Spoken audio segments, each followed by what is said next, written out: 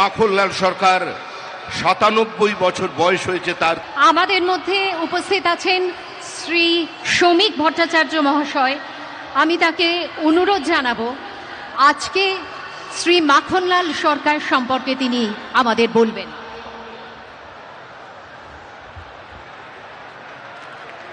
শিলিগুড়ি নিবাসী শ্রী মাখনলাল সরকার সবরই প্রতীক্ষার মতো দীর্ঘ প্রতীক্ষা।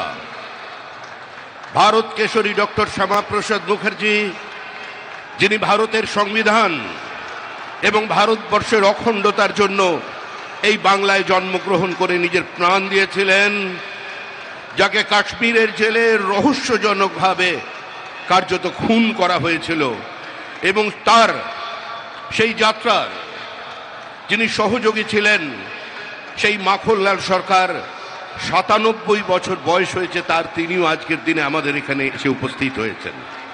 শ্রী মাখনলাল সরকার তারপরে দিল্লিতে একটি দেশাত্মবোধক গান গাওয়ার জন্য দিল্লি পুলিশ তাকে গ্রেপ্তার করে, কংগ্রেসের সরকার নিয়ে যাওয়া হয় বিচারালয়ে। বিচারপতি বলেন